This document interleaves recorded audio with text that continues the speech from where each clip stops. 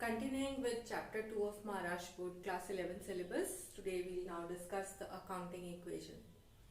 तो स्टूडेंट्स आज हम अकाउंटिंग इक्वेशन करेंगे. कंटिन्यू कर रहे हैं हम चैप्टर 2 आपके बुक कीपिंग एंड अकाउंट्स के चैप्टर का, महाराष्ट्र बोर्ड का.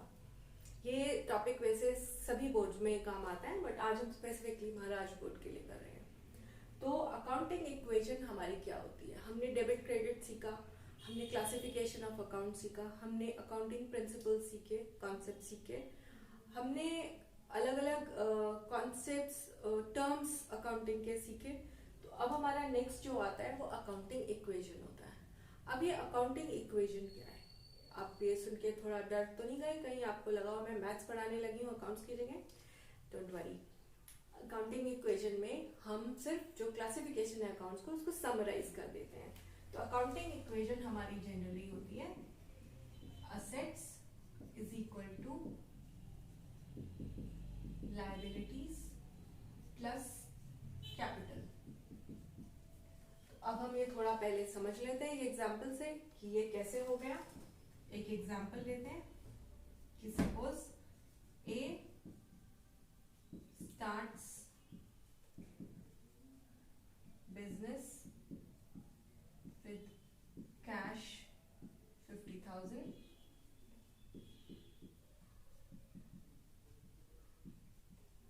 furniture 20,000 और car 60,000. Suppose there's a person A who starts business. He brings into business some cash, some furniture and a car for his business purpose. A ने business शुरू किया और उस business में वो क्या लेके आया? कैश लेके आया, फर्नीचर लेके आया और कार लेके आया जो उसके पास पहले से ही पड़ी थी घर पे. उसने सोचा अब मेरी कार पर्सनल यूज हो रही थी, अब मैं इसको बिजनेस पर्पस के लिए भी यूज कर लेता हूँ. तो उसने अब उसको बिजनेस में लेके आया. तो सबसे पहले तो इसमें हमने जो फर्स्ट ट्रांजैक्शन हम बनाते हैं वो समझते हैं कि अब हम बिजनेस की बुक्स बना रहे हैं. तो बिजनेस में क्या क्या आया?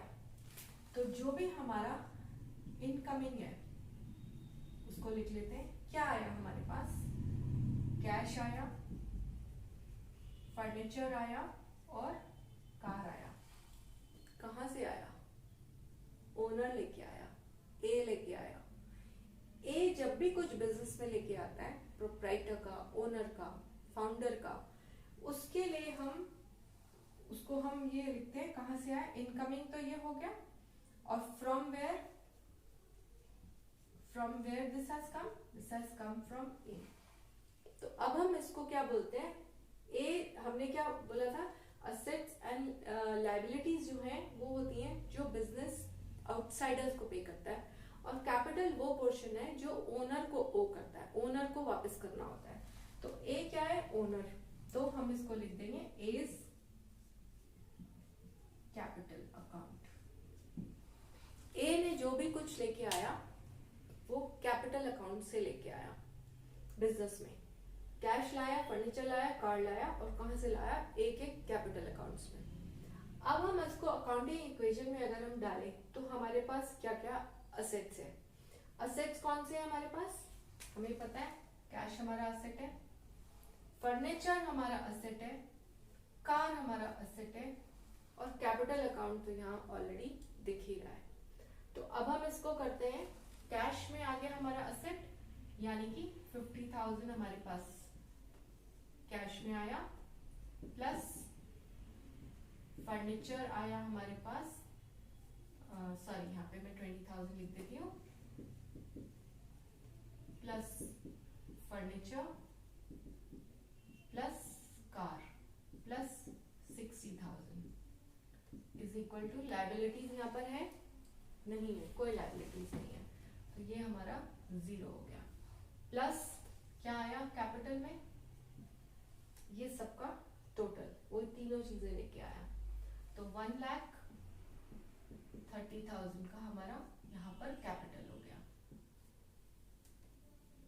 प्लस कैपिटल, मैं ब्रैकेट में ए लिख रही हूँ, ए का कैपिटल. तो ये हमारा 130 कैपिटल हो गया. तो asset is equal to liability plus capital. यहाँ पे ये इक्वेशन हमारी बैलेंस हो गई. अकाउंटिंग इक्वेशन का रूल है कि this will always balance.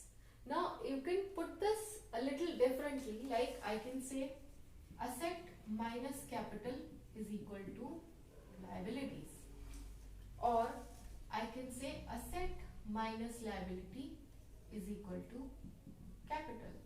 So इस equation को we can write in any form, but the basic equation is this: asset is equal to liability plus capital.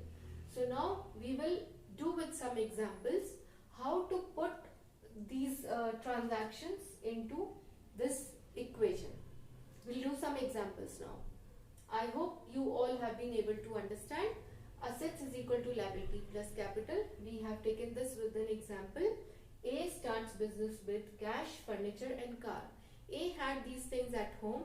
He just brought these things into his business. So what is incoming in the business is cash, furniture and car. And from where it is coming? It is coming from A. A's capital account, because it is what the A is bringing into the business. So we write A's capital account. Now this, if we have to put it in this terms of this equation, cash is 50,000, furniture is 20,000 and car is 60,000. So assets are there. Plus there are no liabilities. We are not seeing any liabilities over here.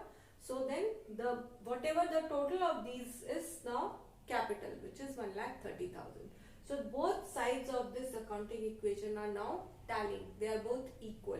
If this equation is not equal, that means it is not following the dual aspect and there is some error in your calculation. So you need to check it again. So you always have to put, whenever you are solving any questions, you have to see your assets is equal to liability plus capital. We can rearrange this equation into assets minus capital can be liability, or asset minus liability can also be capital. Now we'll do one example in detail. So students, now we'll be doing one example and we'll see how asset, liabilities and capital get affected by the transactions. So this is an example. Mr. X starts business with cash 1 lakh. So Mr. X brings into the business cash, which is an asset, that is 1 lakh. So putting this into this equation, asset is your cash. So cash 1 lakh is brought, there is no liability. So this 1 lakh is the capital of A. So asset is equal to liability plus capital. X starts business with cash 1 lakh. X ने business शुरू करा cash से 1 lakh rupees से, तो हमारे पास assets में क्या आ गया? कैश 1 लाख, और लायबिलिटीज तो है नहीं क्योंकि बिजनेस अभी शुरू हुआ है, और ये 1 लाख जो एक्स लेके आया वो उसका कैपिटल हो गया, तो ये 1 लाख. तो ये दोनों साइड अब हमारी अकाउंटिंग इक्वेशन की टैली हो रही है, इक्वल हो रही है. दूसरा एंट्री है, he purchase machinery from mister A for 50,000. इसने मशीनरी खरीदी है ए से 50,000 की. ठीक है, तो हमारा यहाँ पे इसने मशीनरी जब खरीदी तो हमारे पास क्या आया? कैश से 1 लाख में से 50,000 की मशीनरी चली जाएगी, बट यहाँ पर उसने नाम लिखा है ए का, यानी ये ट्रांजैक्शन कैश में नहीं है. अगर ये ट्रांजैक्शन कैश में होता तो यहाँ पे स्पेसिफाइड होता कि ए से मशीनरी खरीदी ऑन कैश, बट यहाँ पर मिस्टर ए का नाम लिखा हुआ है. तो मिस्टर ए कौन हो गया? जिसको हमने पैसा देना है, यानी हमारे लिए वो क्रेडिटर हो गया. तो हमने क्या खरीदा? मशीनरी. हमारे कैश पे कोई इफेक्ट पड़ा? मशीनरी हमने क्रेडिट पे खरीदी है, कैश पे कोई इफेक्ट नहीं पड़ा, तो कैश 1 लाख ही आएगा. साथ में हमारे पास अब क्या आ गया? मशीनरी, जो कि हमारे लिए असेट है, तो मशीनरी ले लेते हैं 50,000. तो ये दोनों हो गया 1,50,000 इज इक्वल टू, अब ए जो है हमारे लिए क्या बन गया? हमारा क्रेडिटर. इसको हमने पैसा देना है, तो यानी लायबिलिटी में क्या हो गया? क्रेडिटर ए, जिसको हमने 50,000 देना है, और हमारा कैपिटल तो अफेक्ट हुआ ही नहीं, तो 1 लाख का हमारा कैपिटल एज इट इज है. तो ये ट्रांजैक्शन दोनों साइड से इक्वल हो गई. 1,50,000 इधर, 1,50,000 इधर. I hope you are able to understand. X purchased machinery from A for 50,000. This means that this transaction is for credit. There is no cash. If it would have been cash, it would have been written. So the name is specified. It means the transaction is done on credit. Now let us see what are affected. Is the cash being affected? Not in any way, because the machinery is purchased on credit. So cash remains as it is. Now machinery is coming into the business. It is an asset. So we put machinery as 50,000. So our total asset becomes 1,50,000. Now when we have purchased from A for 50,000 machinery, this A becomes our creditor. We have to pay him money. So this 50,000 becomes our liability, and there is no effect on the capital, which remains the same at 1 lakh rupees. Now moving ahead with the third part. X purchased goods worth 20,000 on cash. Now the cash is involved. So X is purchasing goods worth 20,000. So that means where is cash is being affected? So now how much cash is remaining with us? 1 lakh minus 20,000. So what is left with us is 80,000 cash now, because 20,000 we have paid for the goods which are purchased. Now goods are what? Your stock. You purchase the goods, you keep in your stock. So cash and stock is also in asset. So 20,000 is your stock, the purchases of goods, and your machinery remains unaffected. Machinery as it is. So this is all. 1,50,000 becomes your asset. Then creditor is affected? No, creditor A is not affected. So 50,000 remains the same, and your capital also remains the same. So both sides of the equation are also now tallying. Stock we have paid in cash, so from the cash amount, that stock ka amount is decreased. We can call it purchases, goods, stock, whatever we want to in this case. Now moving on to next fourth part. X sold goods to Z for 30,000 on credit. Now goods are sold to Z on credit. Is cash being affected? No. So cash remains same, 80,000. Let me just take 15,000 here. Goods sold goods to Z for 15,000 on credit. So 80,000 cash does not get affected at all. Now from the goods, let me call it goods or the stock. 15,000 goods are being sold. So out of the stock that you have, 15,000 gets sold. So 20,000 you have. So now you have a stock left of 5,000 only, because your 15,000 goods have been sold on credit. Now Z becomes who? Z becomes a debtor. We have sold to him, he has to pay us money. So Z becomes our debtor. How much? 15,000, the worth of the goods that he has purchased. Now he has to pay to us. Debtor is an asset, we are writing it here. And the machinery remains unchanged at 50,000. So the machinery remains the same. If you total this up, it will again be the same 1,50,000. 50,000, 130, 5 plus 15, 1,50,000. And the creditor A is not affected, he remains the same at 50,000, and 1 lakh, the capital remains the same. So there is no change in this. Are you all able to understand? So now let's move to the next fifth part. X paid. I'm just rubbing this part because I need some more space here.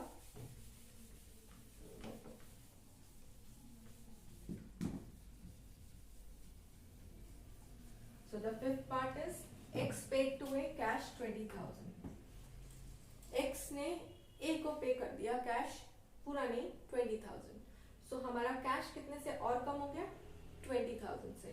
तो हमारा cash affect हो रहा है. 80,000 था, 20,000 से और कम हो गया, तो यहाँ पर अब हमारे पास 60,000 रह गया. क्या हमारा स्टॉक अफेक्ट हो रहा है? नहीं, क्योंकि कोई परचेज सेल तो हुई नहीं है. Z अफेक्ट हो रहा है? नहीं, Z जो हमारा डेटर है उसके 15,000 एज इट इज रहेंगे। मशीनरी इफेक्ट हो रहा है नहीं, वो भी हमारा 50,000 एज इट इज रहेगा। अब हमने ए को पे कर दिया कितना 20,000, क्या ए इफेक्ट होगा? यस। तो अब हमारा क्रेडिटर ए का बैलेंस 50,000 था, 20,000 हमने इसे पे कर दिया, तो अब हमारे पास यहाँ पर 30,000 बचा और कैपिटल तो अफेक्ट होगा ही नहीं, तो ये यहाँ पे 1 लाख एज इट इज आ जाएगा। आप इन दोनों को टोटल करो तो ये 1,30,000 दोनों साइड बराबर हो गए हमारे।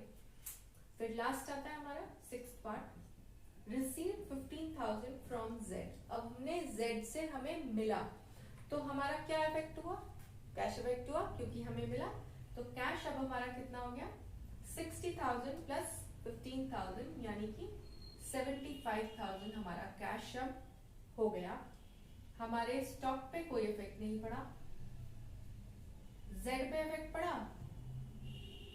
जेड ने 15,000 देने थे, दे दिए, तो जेड हमारा खत्म हो गया, तो जेड का अकाउंट अब नहीं आएगा और मशीनरी हमारी एज इट इज रहेगी 50,000 पे। तो यहाँ पर अब हमारा creditor A as it is रहेगा, इससे कोई ट्रांजैक्शन अफेक्ट नहीं हुआ और हमारे कैपिटल से भी कोई ट्रांजैक्शन अफेक्ट नहीं हुआ। 55 और 75 1,30,000 दोनों साइड्स हमारे अकाउंटिंग इक्वेशन के टैली हो रहे हैं। I hope you've understood the accounting equation. Do solve your problems, illustrations and problems of your textbook, and in case you have any queries, do write to us. Students, I hope आपको ये accounting equation का example के साथ ठीक से समझ में आया होगा। अगर नहीं तो आप हमें लिख सकते हैं, कमेंट करिए, हम लोग रिवर्ट करेंगे उस पर।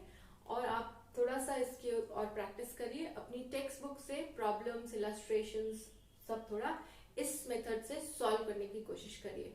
और अगर कोई आपकी प्रॉब्लम्स होती हैं तो हमें लिखिए, हमें फीडबैक दीजिए और हमें ये भी बताइए कि कहाँ कहाँ आपको दिक्कत आ रही है, तो वो चैप्टर्स भी और वो प्रॉब्लम्स भी हम और अच्छे से लेने की वो करेंगे, अपने वीडियोस और डालेंगे उनके ऊपर भी। आई होप आपको ठीक से समझ में आएगा। हमें लिखते रहिए, कमेंट्स देते रहिए। Thank you.